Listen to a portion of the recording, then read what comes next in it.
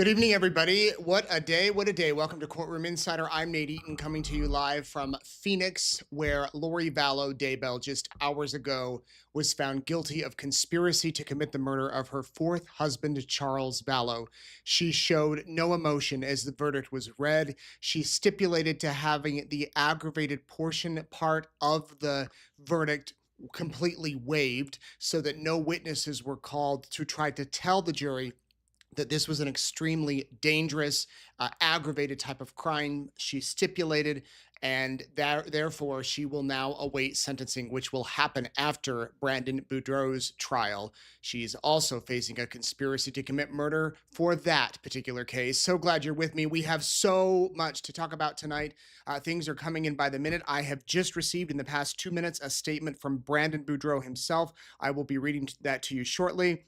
We have a statement from the Tammy Douglas Foundation on behalf of Tammy Daybell, Tammy Douglas Daybell. I'll be reading that for you shortly. And here in just a moment, I'm going to be bringing in some live callers, Prosecutor Rob Wood, Prosecutor Rachel Smith, Detective Lieutenant Hermosillo from the Rexburg Police Department to get their reaction. We also, of course, have to play you the moment that the verdict was read. We have Kay Woodcock. We're going to be playing from her, some sound from her. We also have the jurors. We caught up with 3 jurors after the verdict today. You will hear from them.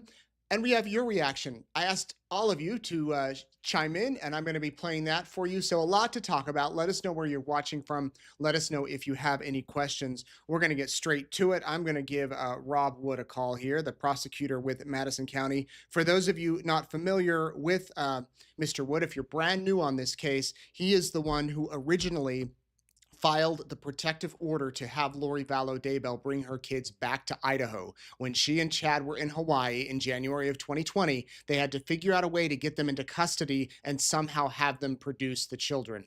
He found in Idaho law that he could file, I don't remember the specifics, but there was some sort of Idaho law that he could serve her with paperwork, the police could, to have her prove that her children are alive and not in danger. And that's what happened in Hawaii. And that ultimately led to the arrest of Chad and Lori. That ultimately led to the conviction, one of the convictions that we saw here today in Phoenix. So let me call Rob. He knows I'm calling. I gave him a heads up. Hello? Hey, Rob, how you doing? Good. Okay, we're on live right now. Courtroom Insider. Just would love to hear your reaction today to the verdict. Well, I thought it made sense. Yeah? No, I think like the cases we did up here, the facts really spoke for themselves. And I didn't, as I've told you, I didn't really watch a lot of the trial, but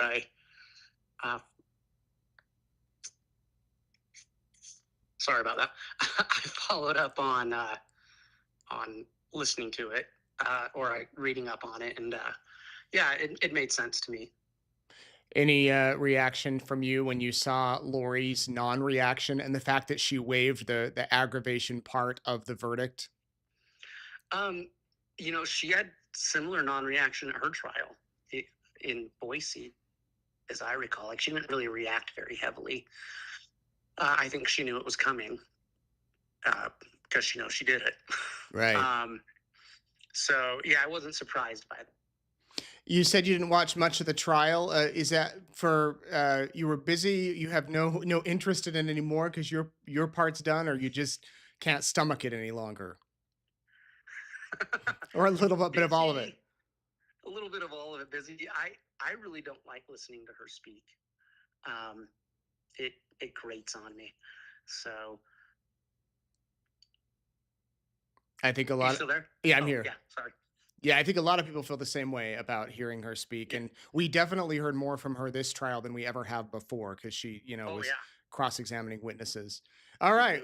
Anything you want to add, Rob? I thought their verdict vindicated what we did, what Lindsay Blake and I did with we introduced a lot of that evidence in our trial as 404B evidence to show that common scheme or plan. And when they had their verdict, I just thought, well, that vindicates the decision we made to introduce it, to tell the whole story, which was easier for us because all of that happened prior to our offenses. Right. So you were able to bring in more of it from Charles' case. and even Yeah. Brandon's case, whereas here in Arizona, they seem to strictly stick mainly to the facts around July of 2019 and before. Right. And with Charles's case, especially where nothing else had happened, no real criminal activity had happened before that. I don't really think they had a choice on that. It's hard enough to bring in prior bad acts. It's almost impossible to bring in just bad acts. So, but they did a good job with that. So. One more trial for Brandon Boudreaux. Does it kind of feel like there is an end in sight and kind of like a win for you every time we have? I mean, we're on the third verdict now. Every time we have a new verdict. Um, Unfortunately, at least with Chad's case, there's never really an end. But in terms of the trial work, yeah, it's nice. I was kind of surprised at the relief I felt today, even though obviously, I'm not doing that Arizona case, but just the relief I had that Charles Vallow got justice through the process down there. Yeah. All right, Rob. Well, thanks for taking my call. Nice chatting with you. You bet. Hey, take care. We'll see you. Bye. Bye. Madison County Prosecutor Rob Wood there sharing his thoughts about today's verdict. Why don't we give Ray Hermosillo a call with the Rexburg Police? He actually came to the trial for 2 days, day and a half. And he, of course, was one of the original investigators from the beginning in Rexburg. Lieutenant, Hello. are you there? Yeah, can you hear me? Yeah, we got you. We're on live right now. Just wanted to get your thoughts about today's verdict. I'm glad it happened. The family of Charles needed justice, and I think the jury got it right today. So yeah, I'm excited. Another guilty verdict. Yeah, it sounds like there's going to be one more, but today was a good day. Were you watching? I was watching, yeah. And what did you think of her kind of non-reaction? That's just, to me, Nate, that's Lori. I mean, we've seen it. I saw it when I testified in Idaho at her trial. She kind of had the no reaction. She'd put her head down like it was no big deal. So to me, that's just normal behavior for Lori. So I'm used to seeing that. Yeah. Did it feel, I mean, I just asked Rob Wood this, but did it feel kind of like another win, that we've talked about these trials for nearly 6 years now, and when it actually happens and there's a guilty verdict, does it feel like all that work paid off? Oh, absolutely. I mean, we've been doing this since 2019. And even though it wasn't our case in chief today, I mean, it's part of our case up here. And so, yeah, I mean, that's all part of it. I'm excited for those guys, for Arizona, for the victims, their families. It's a good day today. Okay. Anything you want to add? No, I hope, there's one more. I hope that kind of gets put to rest and we can put this whole thing behind us and move on. I think that's time. It's been a long time. Yeah. All right, Lieutenant, nice talking with you. Well, maybe we'll see you in Arizona in a few weeks at the next one. Sounds good. Thanks, Nate. See ya. Bye-bye. Lieutenant Hermosillo, Rexburg Police Department. If you missed our interviews with him, I interviewed him at the beginning of the trial, this one, before it started. You can go back and watch that on our YouTube channel. He knows this case inside and out, upwards and backwards and up and down, every single part of it from the beginning. Well, I guess not from when Charles was shot, just a few months after, though, when the police here in Arizona contacted police in eastern Idaho and said, we're looking for a Jeep. Do you know where this Jeep is? And Ray Hermosillo got his eyes on it, and that started this whole series of events. At least not, I guess the stuff started in July of 2019 for Charles, but that's when it really picked up. Let's bring in Rachel Smith. She's the special prosecutor on the first cases. We've interviewed her before. I'm sure she was watching. She's in Missouri. It's kind of late. 10 o'clock. Wait, 9 o'clock? Hello. Rachel, hi. We're on live. How you doing? I'm doing well. How are you? I was just saying, is it 9 o'clock there? It is at night. Yeah, it's 9 o'clock here. Okay. Hopefully it's not too late for you. I just wanted to get your thoughts. What'd you think of the verdict today? I was extremely happy for the people in Arizona. Charles, there was a lot of focus, understandably, on the children and on Tammy. That case went first because Idaho, had the person of Lori, and so it was, at times I worried that Charles and then eventually Brandon got lost in the attention. But today was really an exciting and important day for Charles's family, for the law enforcement and the victims. And it's a long day, a long time in coming for that entire team. And for the team in Idaho, because those guys, especially the law enforcement guys and Rob and Lindsay's office and those of us on their teams, worked so long for so hard for justice for everybody.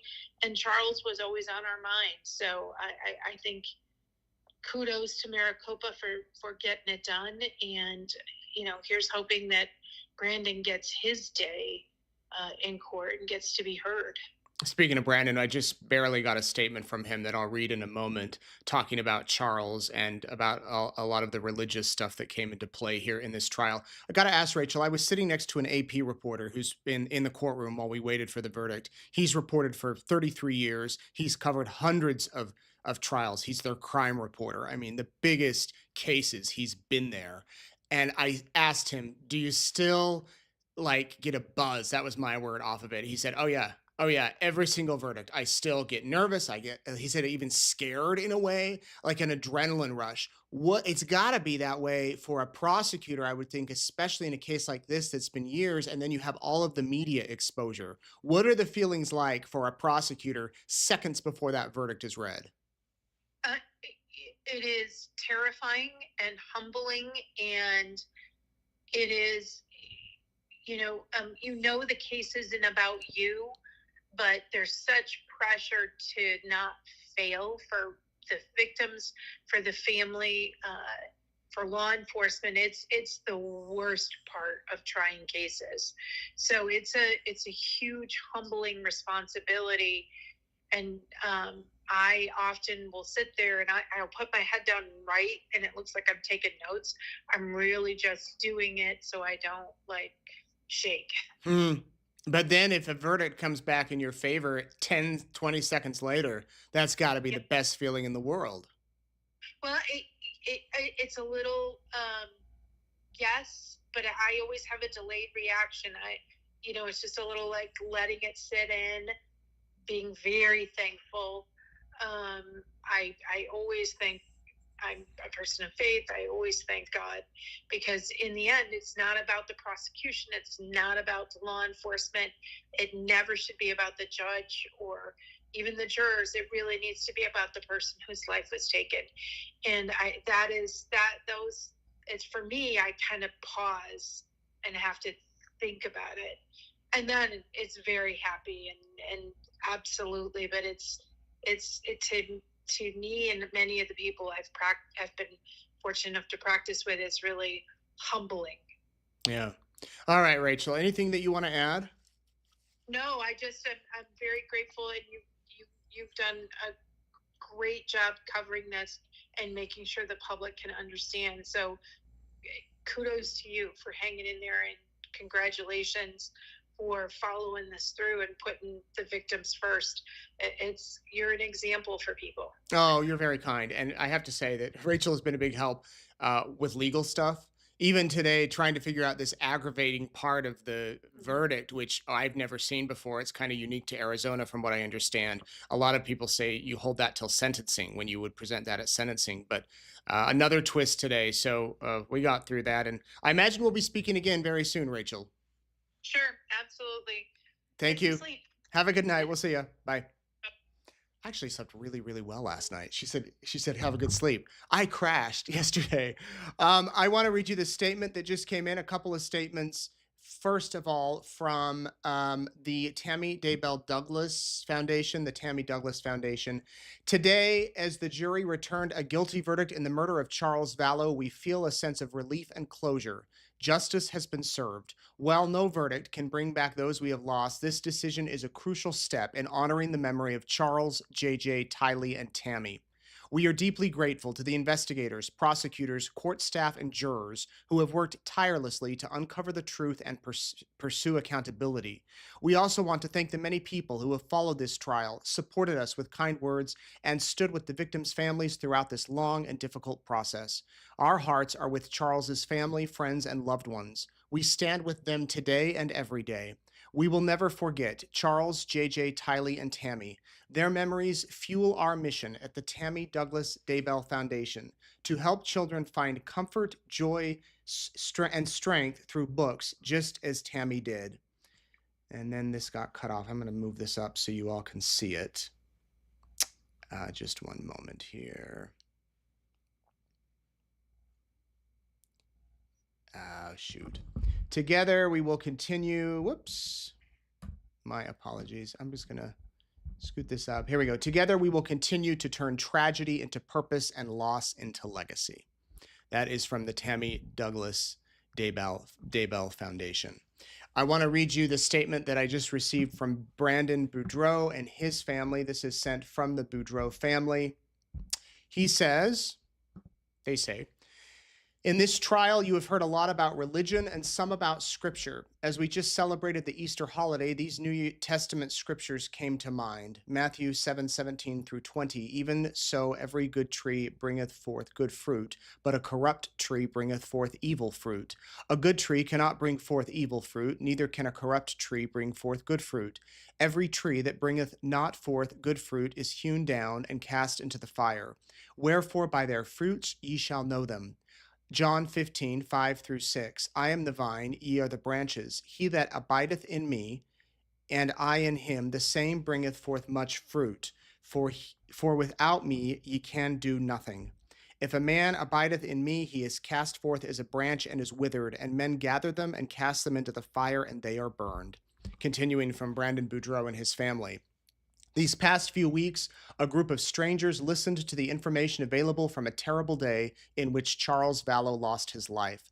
They compared the fruit of the incident with that of the Lori's story and decided it is not good fruit. We support all those who helped make this day happen. We support this decision. We stand with truth and hope for justice. We are grateful to the state of Arizona. Charles deserved to have this small sliver of justice. His family and all of us who love him grieve the loss of him in this life. We wish you all could have known him. He loved to connect about sports and life. He would often reflect with gratitude on how blessed we were to have such perfect lives in his southern drawl. He was a man whose heart had been changed surely through coming to know his Savior. He fought for months to save his family and was ambushed and senselessly murdered. One of the best was taken from us on July 11th, 2019. Our world has never been the same. He was a man who epitomized this scripture. Greater love hath no man than this, that a man lay down his life for his friends. He sacrificed what he wanted for his family and friends. He constantly took care of those he was close with. We who loved him watched him spend his life lovingly, laboring with his family both monetarily and spiritually, freely giving of that which he had to all of us who were lucky enough to be in his life. We mourn his loss. The pain will be with us until we meet again. As with each of the Idaho trials, we hope for healing for all those whose lives have been affected by these crimes. Statement from Brandon Boudreaux and his family. And he will face Lori Vallow in a month and a half as she goes to trial for conspiring to kill him, allegedly. Those are the charges she faces in that case. Let's get straight to what happened today. Lori Vallow, well, first of all, it was jury watch, of course. We were on jury watch, verdict watch. We waited outside of the courtroom. The jury arrived around 10:25. Some arrived much earlier. I went through the line with one of them at security, didn't talk to them. And then at 10:30, they went into the room. Their room that's as close as me to this window, very close. We were told to keep it down, the public and the media. There were far less people here attending today from the public than in days past. At noon, the jury went to lunch for 90 minutes, following the same schedule we have had since the trial began.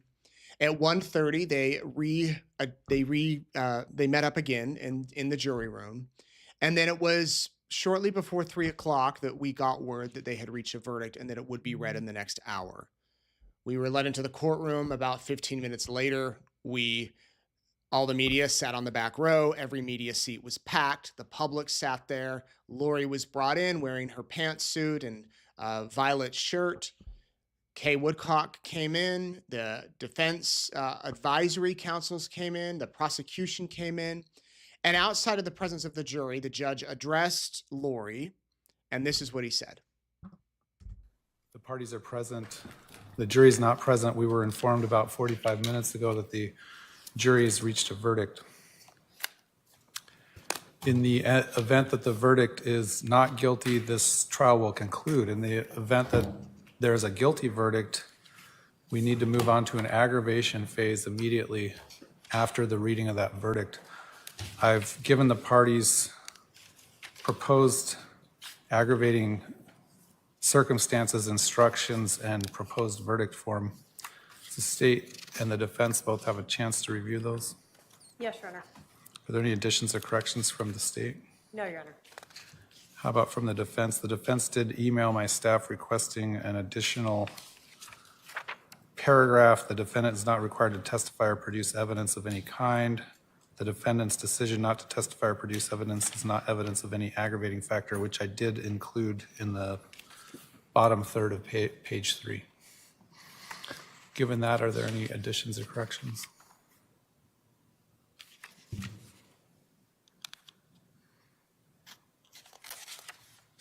No, Your Honor. Are either the state or the defense requesting any other additional instructions? No, Your Honor. If there's an aggravation phase, does the state plan on introducing any testimony or exhibits? Testimony, I believe, likely from 2 family members. We will limit it. I don't plan on doing openings, just presenting testimony and then argument. All right. Would the defense anticipate presenting any evidence? Your Honor, can we just stipulate to that? I mean, the statute says there's only one punishment for this crime. What is this? Why is there an aggravation phase for this specific count? Much like the guilty verdict, the jury in Arizona has to find whether or not there's any aggravating circumstances. In addition, the jury would still need to find that if it's a guilty verdict, whether or not it's a dangerous offense. Until it's found as a dangerous offense, that sentence that you're talking about wouldn't be triggered. So I think we need to have an aggravation phase regardless.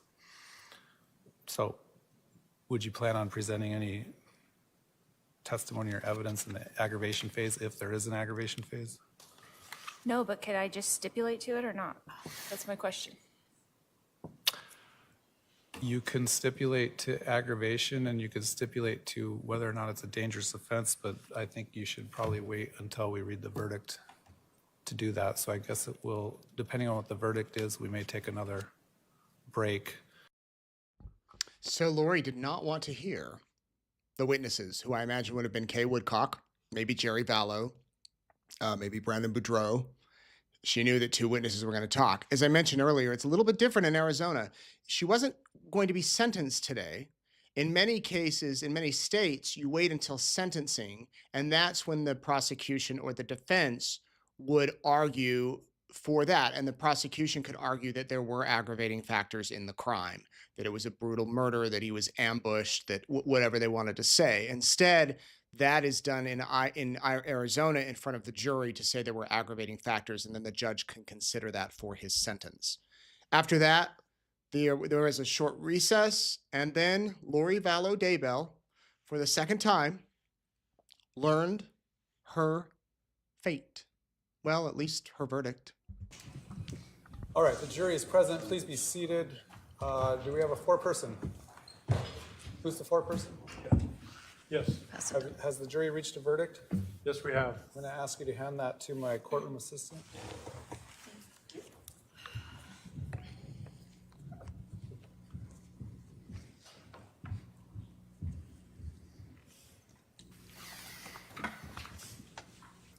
I'll ask the clerk to read and record the verdict. In the Superior Court of the State of Arizona in and for the County of Maricopa. State of Arizona versus Lori Daybell. CR 2021-001704-001. Verdict, count 1. We, the jury, duly impaneled and sworn in the above entitled action, upon our oaths, do find the defendant, Lori Daybell, as to the crime of count 1, conspiracy to commit first-degree murder occurring on or about July 11, 2019, guilty. Signed, foreperson.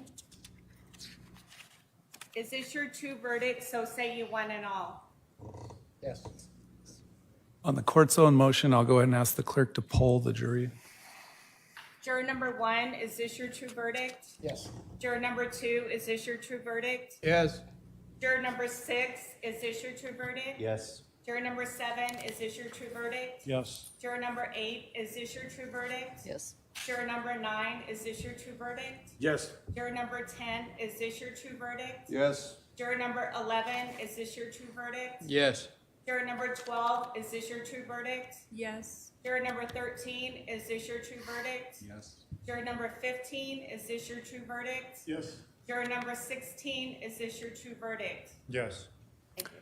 All right, I'm going to ask the jury to retire to the jury room for just about 2 minutes. I need to discuss something with the parties before we determine whether you're done or not. So the admonition still applies. Please go to the jury room for a few minutes. All right, to the jury. Okay, they went to the jury room, and the judge wanted to double check with Lori that everything was okay as far as her waiving the aggravating portion of the verdict. And then we came back out, the jurors came back out, and this is how the hearing wrapped up. I'll ask the defendant, you indicated earlier perhaps a willingness to stipulate to aggravating factors. Is that something you want to do, or do we want to go through this aggravation phase? I'm willing to stipulate to it, Your Honor. All that it is the dangerous phase. Is that correct? There's only one statute there's only one sentence. Well, the jury would need to find, first of all, whether or not this is a dangerous offense first. Secondly, whether the offense caused physical, emotional, or financial harm to the victim, or if the victim died as a result of the conduct of the defendant caused emotional or financial harm to the victim's immediate family. And then thirdly, the offense involved the presence of an accomplice. If you're willing to stipulate to all three of those, we can do that. If not, we'll bring the jury back in. I will stipulate to it, Your Honor. All right. You understand that if you stipulate to this instead of a jury finding, well, let me back up. You understand the jury would have to find these aggravating factors beyond a reasonable doubt? Yes. All right. And do you understand that if you stipulate to these factors instead of a jury doing it, I could also find additional aggravating factors at sentencing? Sure. Has anyone forced you or threatened you in any way to get you to stipulate to these factors? No. Has anyone promised you anything to get you to stipulate to these factors? No. Have you had any drugs, alcohol, or medication in the last 24 hours? No. Do you agree that pursuant to the jury's verdict of guilt, that this would be a dangerous offense because a deadly weapon or dangerous instrument was used? I'm stipulating to it. You agree that that this is a dangerous offense? Correct. And you're further stipulating that Yes. Yes. is the state satisfied with the colloquy? Yes, Your Honor, it appears it's knowing voluntary. Currently made. All right, the court does find that the stipulation to those three factors was knowingly, intelligently, voluntarily made. I will accept the defendant's stipulation. Okay, and that is what happened with that portion of the hearing. And that is when Lori Vallow then, Lori Daybell, the jurors came back out, and they were dismissed, and we were dismissed, and that was that. It was a short hearing. It was a non-reaction from Lori, not a big, no emotion really. I mean, we couldn't really see her face. And I did stick around in the courtroom to see her walk out, and she spoke with her attorneys as if it was just another day at work, and she walked right out the side door of the courtroom. and out she went. That was it. That was it. Now, what will happen is the judge did ask her, do you want to be sentenced within like 30 days, or do you want to wait till the Brandon Boudreaux trial is done? And she said, well, what do you recommend? And he said, it's up to you. You can talk to your advisory council. And she did decide that she's going to wait until that second trial is over and then be sentenced all at once. So the next court hearing we have for Lori, this Charles Vallow's done until the sentence is happens. But there will be a hearing, I believe, in mid-May, May 14th, to get ready for Brandon's trial, which is less than a month away, that May 14th date. So come May 14th, there'll be another hearing, and then they'll prepare for Brandon Boudreaux's trial, which will begin. Jury selection is end of May, and then the actual trial begins in June. Went outside where it was so hot, so hot in the sun, but good day, good day for all around. Jerry Vallow and Kay Woodcock came out. They spoke with the press, the media. We have that entire thing on our YouTube channel, but I did want to pull a couple of sound bites so you could hear what they had to say. I'm sure that everyone has heard by now that Lori Daybell was convicted Introduce yourself. in the first degree conspiracy to commit murder against my brother Charles. And it was a relief, a long journey, and I'm just glad it's over with. I really am. My whole family is, my sisters, and I just want to thank everybody, the Arizona Prosecutor's Office, Trina Kay, and everyone else that was here and got us through it all. Our court advocates and the whole 9 yards. Today's a good day. We won. I thought she was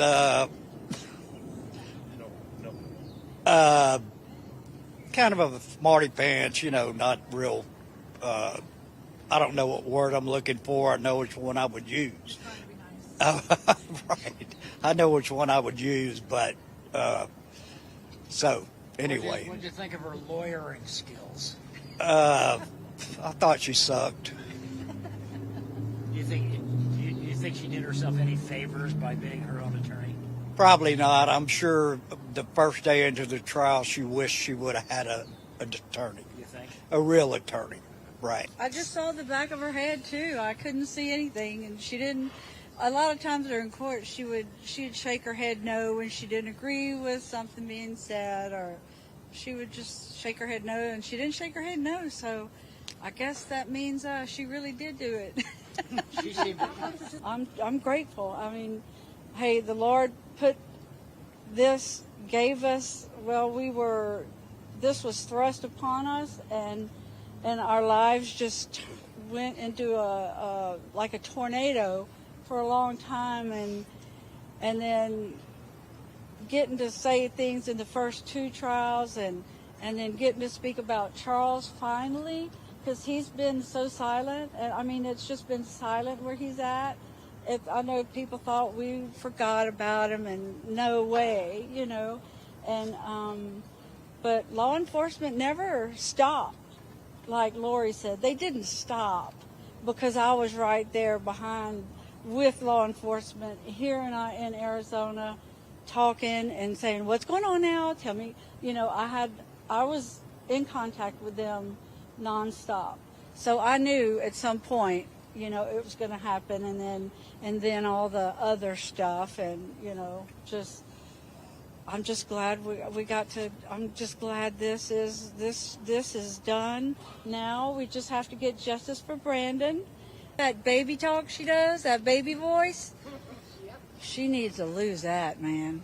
I hope she grows up in prison and learns how to talk like a woman, and not a baby. But anyway, Kay had a lot more to say. You can go watch the whole thing on eastidahonews.com, our YouTube channel. We had a chance to catch up with some jurors. Many of them did not want to talk to the media. The others had a couple things to say outside the courthouse. By the way, if you happen to know a juror, or if a juror is watching, I'd love to sit down and do a more in-depth interview with you tomorrow or the next day. I'll be in Phoenix. Feel free to reach out to me. My email is on our website, or you can send me a Facebook message, or send me a message on X. Anyway, here is what the jurors had to say. 3 of the jurors, Carl, Victoria, and Taz, These are their names. Carl, you'll hear from first. He's in the blue shirt. Victoria's next to him. Interesting thing, Victoria said that out of all the jurors, there was a lot of the religious talk. She said she was raised LDS, and so she knew about a lot of the talk, but none of the other jurors were LDS on the jury. And so that's kind of an interesting factor here to come at it from an outsider's perspective as far as the religion angle is concerned. Let me go ahead and play these juror bites, these sound bites. Walking out now, knowing, I mean, I think you're knowing how high profile this case was. It is very What's going through your head? sadness. It's sad. Whoops, I'm sorry. It's just sad that, you know, this has happened to Charles, and she's given up her life as well. It's sad. What did you think of her defending herself? Anything that went through the jury's head with that? Well, for me personally, I thought, what does she have to lose? Guilty or not guilty, what does she have to lose? So, Were any of you folks aware that this woman had already been I had never been convicted heard. of I have never heard 3 of her. homicides? Yeah, no, And I've the never jurors heard of did her not know before. that? No, I did not. And nobody brought it? And ma'am, would you want to come in and talk too?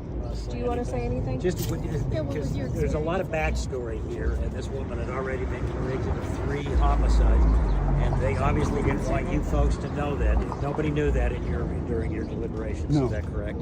Correct. Wow. What was this experience like for you? It was sad, like as he said. For me, it was the text messages that did it, as far as evidence. And I feel like we uncovered some lies. Do you So- think Knowing now that she was convicted of killing her 2 children in Idaho, I haven't had a chance to Google everything. I'm sure as soon as we get on the shuttle. So might have more to say later. was that difficult going through this and Yes, not being able it to be was. disconnected? Yeah. What It do you- just do you felt think like she- there was a lot of information that didn't make sense and that was missing. Do you think she did herself any favors by No. defending herself? No, You were not impressed with her No. lawyering skills? no. What did you think of her behavior during cross-examination? The way that, at one moments, she was argumentative with some of the witnesses. I mean, many days she just was like smiling and laughing and didn't seem to take anything very seriously. Were you hoping to hear how much of that did that play into a factor into the decision? It did. Were you hoping to hear her testify? Were you hoping to Yes, hear I all was. witnesses? I was. And what about you? I didn't understand why she didn't call any witnesses. Yeah. To be honest with you, I don't get Or that. why she didn't have, like, I know she made a statement about the only family that was interviewed was her estranged brother, and why wasn't her parents or her sister, but yet she didn't call them. So I mean, in saying that, she is not obligated to prove her innocence. exactly, yeah. It's up to, And you gave her that benefit of the doubt. She would recognize she didn't have to put on the defense. she knew. Right, Yeah, right. absolutely, she knew that. Was the fact that she didn't put up a defense or take the stand in her own defense part of your deliberation at all? Did it It was affect all you? evidence. It was all evidence that was produced Yeah. and presented to us. Sorry if this was asked, what would you say the biggest piece of evidence for you guys as a jury was when you came to the decision? Well, for me, like her, it was the text. The text were history. damning. What specifically about the which text? Oh, there were so I don't know many. if I can do that. Yeah, there was. I well, mean, there we was had 2 of them for me pages. that really stood out. Can you Which tell ones? us which ones? The Um, Nephi. Yeah, that was one of them. Soon you'll be Nephi, and so will I. So that was one of them. But I don't know if I should say anything more. We heard so much about dark spirits and religion and how this all plays into it. I mean, as a jury, what's going through your head when you start hearing that in court? For me, that didn't really play a big role because you have to have evidence of conspiracy, and that is not evidence of conspiracy to me. Was it somebody Was it unusual for you guys to? I mean, you're talking about her brother Alex, the guy who actually did that was the triggerman. So many players were referenced in this trial, and you never saw them, and never heard Correct. from them. That had to be confusing when It you was guys got very back in the jury room. Yeah. Yeah, it was very confusing. What did how It did just what- felt like there was so much of the story that was missing. Did she have any valid arguments, like anything that made you think maybe she's not guilty? Do you want to answer? I can't think of any. You know, honestly, up until yesterday, I would have said not guilty. But when the prosecutor, I don't know, what do they call that? When they give their Closing argument? Argument. Yes, the closing Connected argument. the That's dots. really there's a few things she said in there. And when I looked them up today, I was like, oh yeah, that's bad. And you were still on the fence yesterday. I was yesterday. Yeah. Give us a sense of what it was like to be in that jury room. Was there a point that someone was disagreeing, saying that maybe she is not guilty? Yes. Were you guys There was all- a couple. And what was that like? Walk us through that.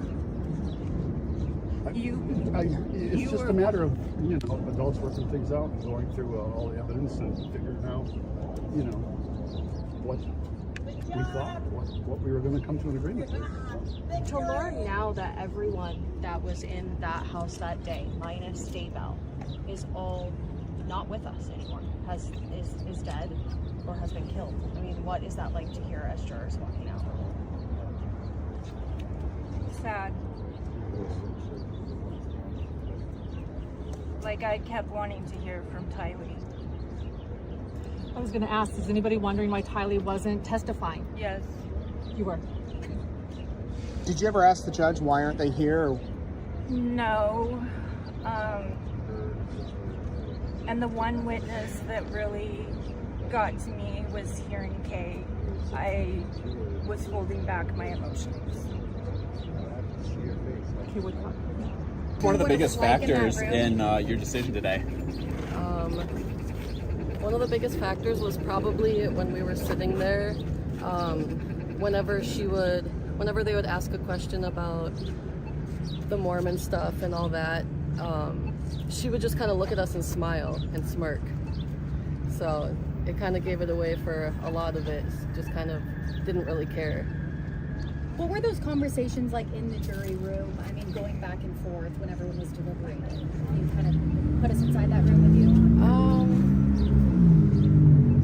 Let's see. It was kind of, so a lot of us already knew. A couple of us just needed the extra, we need to re-look back through the evidence, the text messages and all that. So it was a little bit of back and forth, but all of us were pretty sure we already knew what we wanted. Was there one piece of evidence that really convinced you she was guilty? Probably when she said that he was Ned before they got rid of him. That was probably the part where we were like, okay, now it's real. Did you ever wonder why Tylee wasn't testifying as a witness? Yes. We didn't really have much to say about it though, because we didn't really know anything, why she didn't, stuff like that. And do you understand now that every other witness that was there that day is now dead? Yes. When did you learn that?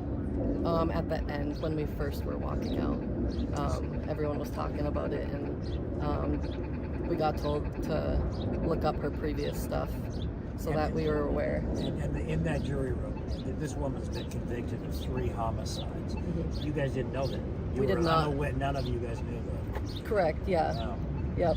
And then hearing all the missing pieces in the trial, the people who didn't testify, there were a lot of holes when you went into the jury room that were not explained to you. That must have made it more difficult. It did, which is why we went back through everything just to make sure we didn't miss anything, to make sure that we were 100% on what we were choosing to do.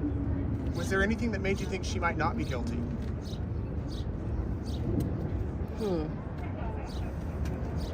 No. When you went back to the deliberation room, were there any jurors that were uncertain and some that were certain? Where did you start? What was the foundation for deliberations? I think probably 10 out of 12 of us were certain.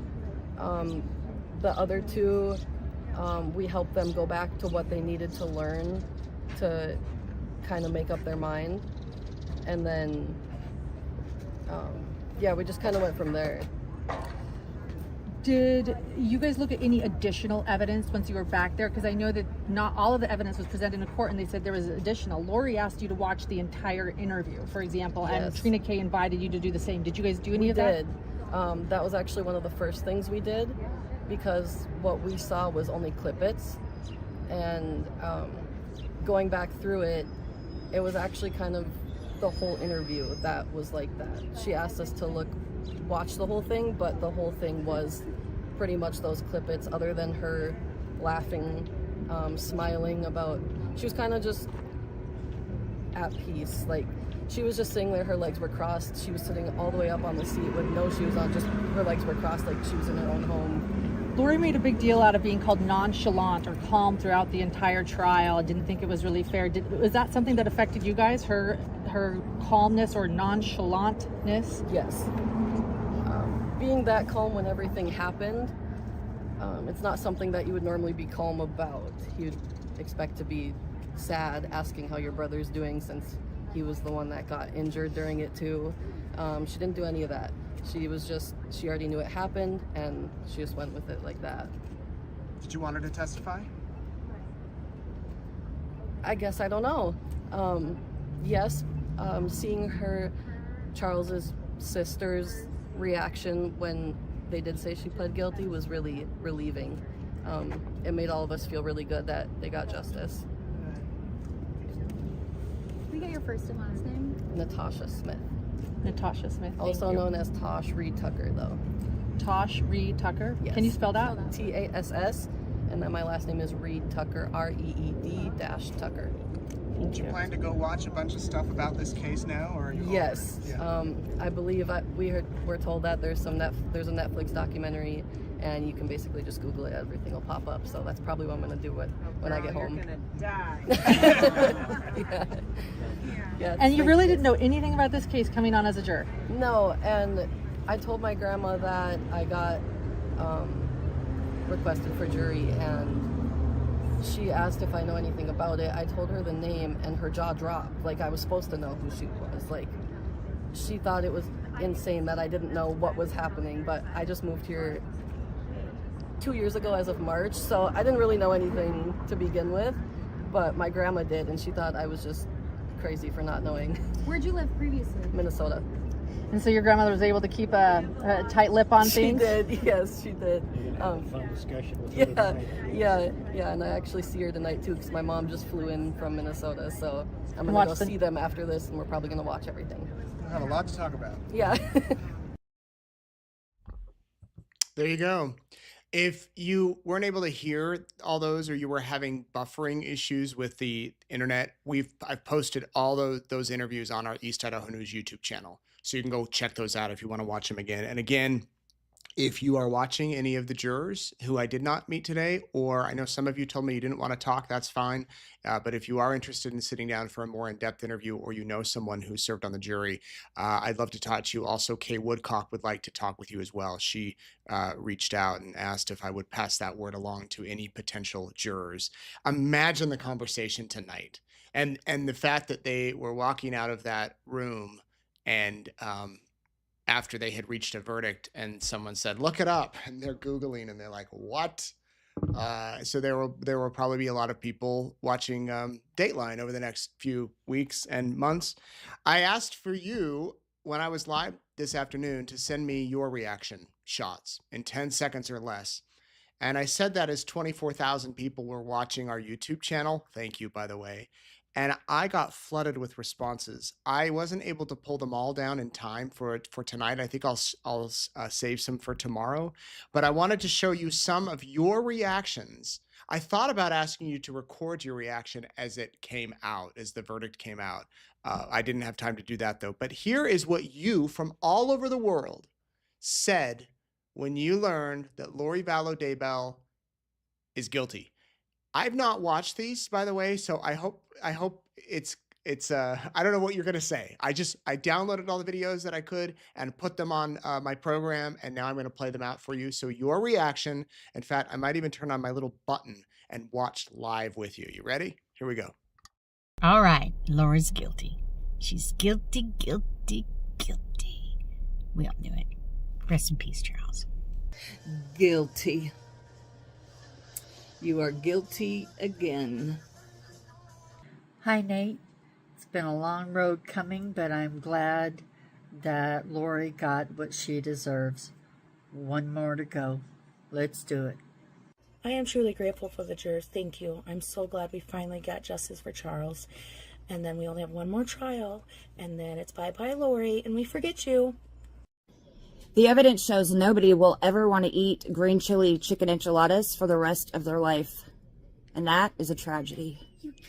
Been following this trial for 5 years right along with you, Nate. So happy they got a guilty verdict. One more to go with Brandon, and then we're done. Yes! Yes! One more to go! God! This woman... Hey Nate, it's Brittany from Ringgold, Georgia. I have been following this case since you landed in Hawaii, and I am so thankful for justice for Charles and to you for the great coverage. I was really happy that Lori was found guilty. I hope this brings some peace to the families, and I don't think she's going to be her own lawyer next time. Hey Nate from South Jersey. Absolutely no surprise. Great coverage. Really enjoyed it. Thanks so much. It's Pontoon Amigos from Minnesota. Justice for Charles. Well deserved. Well, duh. Guilty! I had to stop what I was doing today. I'm so happy to hear the news about Charles Vallow being vindicated. Justice for Charles, man. Hi Nate, it's Kay from Ohio, and my reaction is thank God justice is served, and I cannot wait to hear from those jurors. Hey Nate, my reaction to the verdict is that I am relieved. It was a little nerve-wracking knowing the jurors didn't have all of the information, but I'm glad they came to the right conclusion. Hello from Prescott, Arizona. Condolences to the friends and family. This one's for Kate. Oh boy. Justice for Charles! Woohoo! Hi Nate, it's Sarah Stone from Salt Lake City. I'm very happy for the outcome. I'm glad the jury found her guilty. Yeah. Hey, Hindle and Jade, what do we think about that verdict? We like it. Hi, Nate. I just want to toast the 14 jurors, the 12 who deliberated and the 2 who did not. Here's to you. Nice work. Woohoo! Justice for Charles. Thank you, jury, and God's blessings upon Charles' family. Annette Lyon here. It's my 31st anniversary, and I cannot think of a better way to celebrate than the fact that Charles got justice. Here's to you, Charles.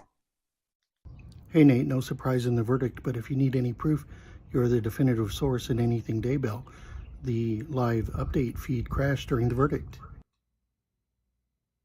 It did? Well, a lot of people were watching. Actually, I think I knew that.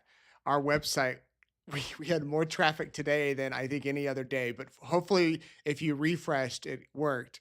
We're already talking about what we're going to do for the next trial. You guys are the best. Thank you for sending those in. I love seeing where you're all from. And if you want, you can continue to send them in. I'll play more tomorrow night.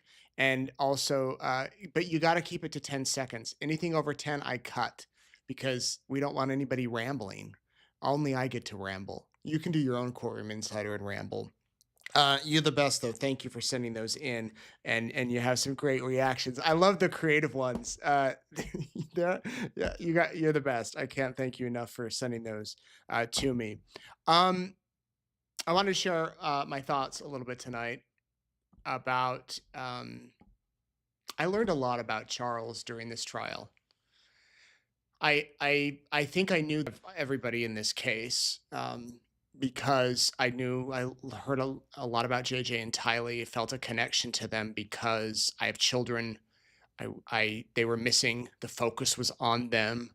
I met with Kay and Larry, and I went to a vigil off the record for Tylee that was so, and JJ for both kids, and here in Arizona that was so touching, and just I don't know. I felt like I knew them as much as I could from a reporter perspective.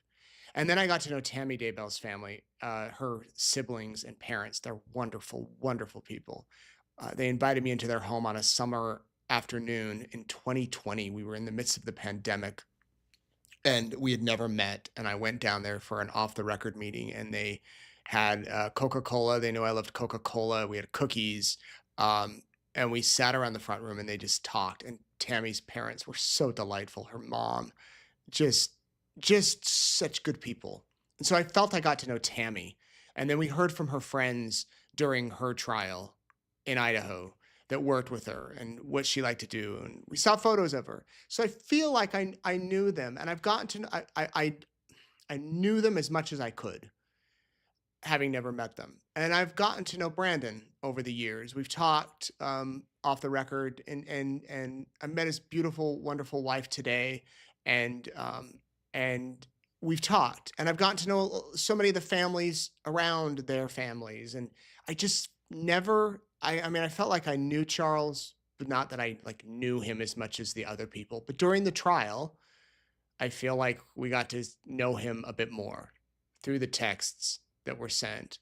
The fact that he, liked to work out. The fact that he couldn't wait to see JJ, pick up his son and take him to school. The fact that he was realizing that his marriage was messy and that his wife, something was wrong with her, and that he was ready to move on and do something new. And so I just kind of have a different perspective and appreciation for him than I have had before the trial. And it's been interesting to think about him and how he seems like the kind of dude that if you saw him at a restaurant or in a lobby or in an elevator, he'd just chat with you. And instantly you'd get along with him because he liked to talk. Nancy Jo Hancock testified about that, and other people did too. So this is Charles with JJ and Tylee, and tonight we remember them. And yeah, there they are. And of course, there's Tammy. And we think about her too, because for these families, the trials for Tammy are over. Of course, Chad's on death row, as Rob Wood said earlier. That'll last forever, for 20, 30 years till he's executed. But these days, like today, I'm sure it all comes back to them.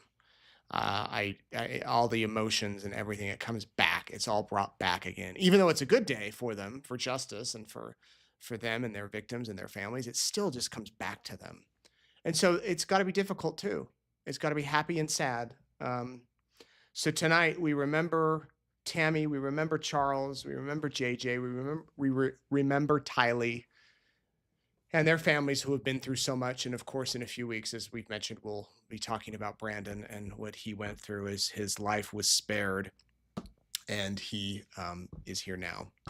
I want to give a thanks to our sponsors, Alan Browning with Browning Law in Idaho Falls. Thank you for sponsoring Courtroom Insider the past few weeks as we've been here in Arizona. Also to Teton Toyota for helping us get around Arizona and for having a car that has air conditioning, because I don't know what I'd do if we didn't have air conditioning here in Arizona. I also want to show you an image. I'm going to get to your questions in a minute. I know you have a ton of questions and we have some shout outs. But this morning, as I was walking into the courthouse, there was a class from a local high school who was on a tour, and the tour guide said, "Hey everybody, it's Nate Eaton," just being funny, because no one in Arizona is going to know who I am. Seriously, like it's unless I'm down in the courthouse, nobody knows who I am. But some of these kids watch. I couldn't believe it, and they might be watching right now. So I told them I'd show them their picture. There's the kids with their teacher, and they are from let me pull it up, Shadow Mountain High School Law and Public Safety class. Isn't that a cool class? They were touring the courthouse. There's their professor next to me, and the Law and Public Safety class at Shadow Mountain High School. We want to give them a shout out and kudos to all of you for learning about the judicial system. They wanted to talk about the Vallow case. They're following it, and some smart kids here. Maybe in 10 years, or sooner or later, these people will be the prosecutors and the defense attorneys that I'm reporting on, or maybe these guys will be reporting, and maybe we'll be doing a Courtroom Insider, and they can say, we were at the courthouse the day Vallow Daybell was sentenced. They did not go to the sentencing, but shout out to these kids and their awesome classmates. Before I get to your questions, I want to give you a thanks and let you know that we, for the next 48 hours, are doing a sale on East Idaho News swag that we are going to personally package up for you when I get back to Idaho. That's news to my wife, who's like, what? We have those, many of you have asked about the shirts that we have, and they have come in. They're in our newsroom, and we're going to include a note if you want with each and every shirt that is ordered. And we're giving you a discount. And I'm sorry for those of you, it only applies to America, but you can order if you're in other countries through our website. 20% discount. We're only announcing this on Courtroom Insider. 20% discount if you use the promo code INSIDER, one word. You'll get 20% off your shirt. You will get free shipping, and we will package it up for you on our East Idaho News page. Here's how you can order if you want. If you go to our website, don't click on this. Don't go to the top. Bad. I mean, if you want other stuff, you can. It's all of these 13 items that I'm talking about here. So ain't nobody got crime for that. Local news matters. The mugshot shirt, Secret Santa shirts that we have in stock, Number One Fan, our Chopper shirts, and the Chopper Fan t-shirt. Any of these items, you can use the promo code INSIDER, get 20% off. We will ship them out to you, and we will include a note if you want, or if you want us to send one of these to your friends, your family, go ahead and do that. Just go on here, hit select, and hit the promo code INSIDER, and you get 20% off. There you go. I told you we would do that. Now we can finally get to it. If you want to order the other stuff, you can. This is just through our third-party site if you click at the top. So we won't be able to, unfortunately, do notes or anything with those. The only one that they have, the guilty one, I don't think we have that in this shop, but we are going to get it. So anyway, there you go. There's how you can get a shirt, and sincerely, thank you. We have had more people watching over the past few weeks than ever, and I just don't know where you're all coming from. And I'm just honored that you're here watching with us, and that Peggy's with all her help. We got to give her a shout out. She pulls all of your questions, and Jordan, our photographer, who stood out in the not frigid, but incredibly hot sun to bring you all the footage from today. Peggy has a message for you.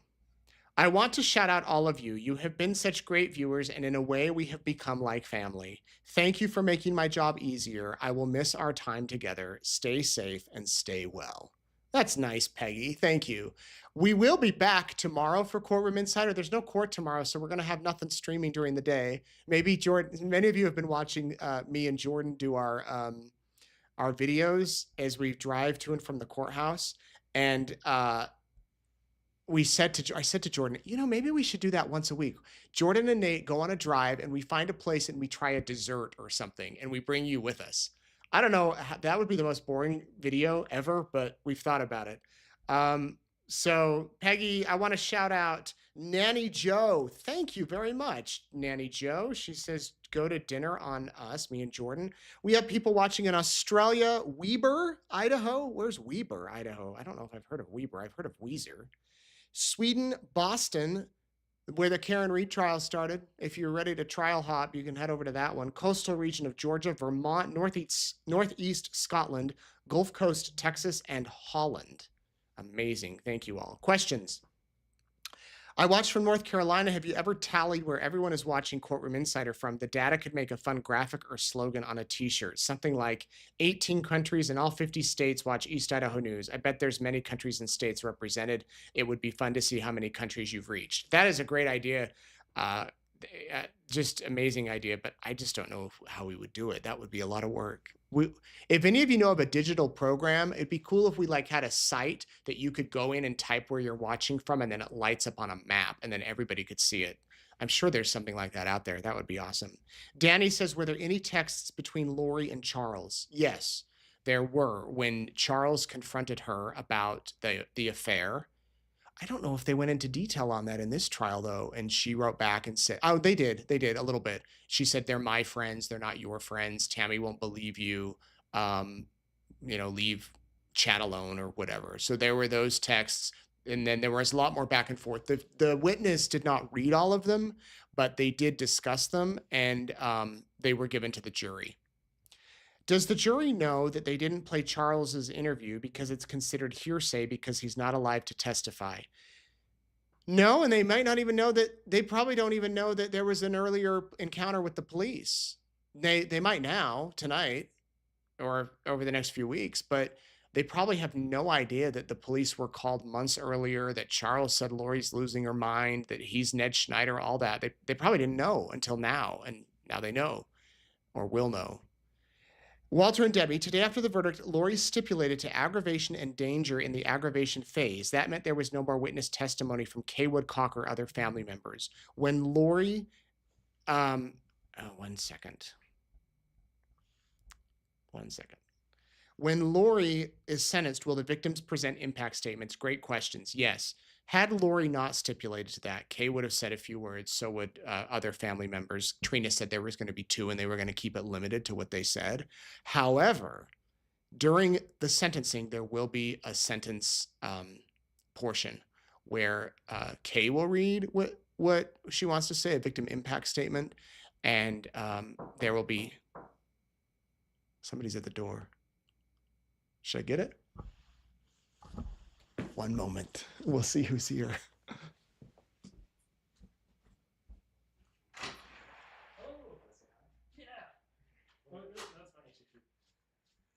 Hey, everybody. It's Jordan. Not a weirdo. Jordan, I don't have another chair, but come on in here. Anything you want to say to our viewers into the microphone? You're sunburned a little bit. Yeah, it's crazy. I was outside for maybe like 30 minutes or so, and I could feel the heat. Yeah. And I'm happy that I didn't have to spend this whole time out in the sun. So I got to be in the courthouse where it's nice and cool, and they had great Wi-Fi. Biggest takeaway from this trial? That is a great question. I think for me, I'm just so happy to see justice for Charles, because throughout the whole thing, we talk a lot about the kids and Tammy and everything that happened in Rexburg. And so I'm happy that we were able to see that story, get closed and get justice for Charles once and for all. What'd you have for dinner? There's a place called Cold Beer and Cheeseburgers across the street. Yeah. And it is one of the best burgers I've ever had. Someone told me about that. One of you told me to go there and try their burgers. Someone mentioned that, and I said, "Oh, that's right by my hotel." Yeah. And it was good. Oh, it was great. I was shocked. The burger was so good. Okay. And the water was cold. So the water was cold. He didn't have a beer. Okay. Well, have a good sleep. Thank you. You okay. too. Jordan's going back to his room. He brought me the car keys so that I can go have dinner. Yes. So back to the question. There will be a sentencing phase, and Lori will get to argue for her sentence, and the victims will get to read statements or send letters to the judge if they want. Any idea how much this trial costs Arizona? Oh, that's a great question. What we'll do is send in a public records request and ask for the documents. It took some time in Idaho for them to compile them, and I think Idaho's trial was $3 to $4 million. It was a lot of money. How many years could the aggravating factors add to Lori's sentence? Well, it depends, but it could get her life. It could just get her life rather than 25 years, 35 years, 45 years. It could add up to life in prison. She could get the maximum without parole. And I wouldn't be surprised if the judge gives her that. To be honest with you, it's a first-degree murder conspiracy, and she stipulated to all of those things, so she didn't even try to argue them. And she didn't... I guess it will all depend on maybe what she says at sentencing. It will be interesting to hear this judge sentence, too. He's a man of few words. He definitely lets the courtroom run. He doesn't interject. Some judges are very much involved in the case. Many of you were like, he keeps giving her legal counsel. He did give her a little legal counsel as things went on, gave her suggestions, but also gave her freedom and wiggle room. And it'll be interesting to see the sentence. Will she stay in Arizona, or will she be sent back to Idaho until her sentencing date? Will the jury in Brandon's trial be informed about this conviction? That's a good question. So a couple questions there. She's staying in Arizona until Brandon's trial is done and until she's sentenced here. Once she's sentenced here, she'll go back to Idaho. As far as the jury getting to know about Brandon's, the jury could potentially know about Brandon and maybe even the kids and Tammy. Well, not Tammy, because her crime happened after. Brandon was shot at the first week of October of 2019. 2 months, 3 months after Charles died. So Charles's could be brought in because that crime happened first. And if they can say that was somehow tied into Charles or to Brandon's, they can bring that in. They could also bring in the children because the children were killed in September. And if they can say that tied into that conspiracy, why was Lori in Idaho? Why were they at the storage unit, which I've shown you that footage? They could possibly pay that for the jurors. Now, it's also possible the judge says, nope, not letting that in, not letting in Idaho. It's far too prejudicial. And if that happens, then it's another case. So, yeah, great question. Cindy says, I'm really upset about this. You mentioned the jurors found out yesterday about the deaths of the kids in Tammy. They shouldn't have. Did I say that? If I said that, I may have misspoke. It may have been that they found out today when they were walking out of the juror rooms. I need to go back and listen to that interview if I said that. So my apologies if I misspoke. From the interview that I played today, they said they found out after. I believe she said they found out after. It's also possible that the jurors if one of them said that, I'm not doubting them, but realize that these jurors walked out of the courthouse and they had 50 cameras in their faces and they're being fired question after question. And some of these jurors probably have never spoken to a reporter or into a microphone in their lives. And you can imagine how you might misspeak when you're in the heat of the moment. It's 100 degrees outside. So not making excuses for any of them if they said that, but I don't know all the details about that. Did the male juror out himself as knowing too much before they voted? Could there be a mistrial? I don't think so. I don't know what you mean by out himself as knowing too much before they voted, unless that ties in with the previous question about him saying they knew about the deaths of the kids in Tammy yesterday. But I don't know if there would be a mistrial. It would take, I think if one juror says, actually I watched it all, maybe there could be, but it would probably take more than that. They probably have to call in. This is just me speculating. We should get Rachel Smith on. But they probably have to call in each of the jurors one by one and be like, did you watch? Did you know? And whatnot. Now, Lori did raise an issue about an exhibit and for appellate purposes. Maybe that's what happened. Maybe that would be interesting if that happened with that. But this will be automatically appealed, by the way. So if you hear, oh my gosh, Lori Vallow appealed it, it's going to be appealed anyway, as most are. If money was the motive, why murder the kids? Then she'll lose the Social Security benefits for both kids. Or do you think she was planning on continuing to receive the benefits fraudulently? Good question. I think for the kids, somebody did Google the Gerber life insurance policy stuff. But no policies were ever taken out on the kids, which was interesting. And there's been some train of thought that maybe they were in such a hurry, Chad and Lori, to get the kids out of here so we can go spend our time together and live life. But then you argue that Tylee was an adult. She could have been there. So she did get the money from the Social Security. And yeah, I think she probably would have continued to cash in on it for as long as she could. She didn't report that she was married. She didn't report that Tylee was missing or dead. Same with JJ. So that could be it. Since Lori was found guilty on 4 counts of conspiracy, could she just go ahead and plead guilty to Brandon's conspiracy trial? Absolutely. She could change her plea today and say, you know what, I want to plead guilty and be done. And one of you mentioned you'll be interested to see if she decides to represent herself in this upcoming trial. I will be too. I could see her wanting to stick with it, but I think it was probably harder than she thought. And maybe she'll rely on them. I don't know, though. It'll be fascinating to see. She can change her mind now. She can go back to the advisory council. They can be her attorneys, and we can see what happens there. What does all this stuff mean right before the verdict, the stipulation stuff? Brenda, hopefully we went through that with you. Basically, a stipulation is agreed, pretty much.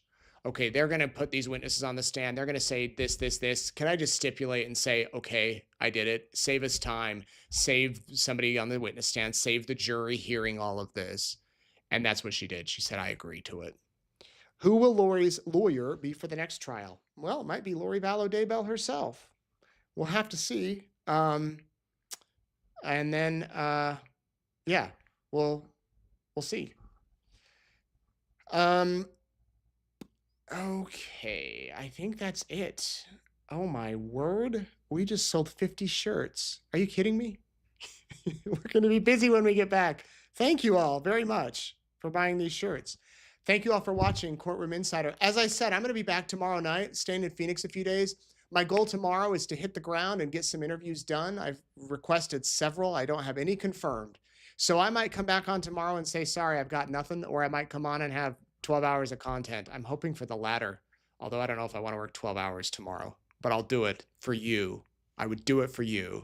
Hopefully tomorrow we'll have some interviews from some people and we can bring them to you. I can tell you I did request an interview with Trina Kay and the prosecution. They're not saying anything until the second trial is over. So we won't be hearing from them for some time.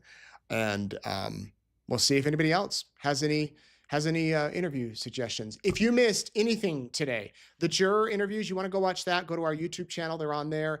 If you want to go on and watch the stuff from the Kay and her brother Jerry, that's also on our YouTube channel. You can watch their comments. You can watch the verdict. You can watch all of that. And if you want to relive the trial because you're brand new here and somehow this popped up on your algorithm tonight and somehow I'm playing on your TV in your bedroom or your phone and you're thinking, what in the heck is this guy talking about? Well, welcome. Go get researched up and learn all about this case. And here's where else you can find me. I'm on Facebook, I'm on X, I'm on Insta, and I'm on East Idaho News YouTube. And our family has a channel on Meetin' the Eatons. I told Erica that maybe her and I should do a little live video when I get home and rehash everything over there, see what her thoughts are. By the way, it's our anniversary tomorrow, 14 years. For the third year in a row, I'm covering a trial, but happy anniversary, honey. I love you. I miss you. I miss the kids. I'll be home soon. Tonight, my heart goes out to Charles's family. Bless you all. Hopefully, you're feeling a little bit of peace tonight. And hopefully we all are, as I can say for the 20,000 people watching right now. We're thinking of you. We're praying for you. Thank you for watching. Have a good night.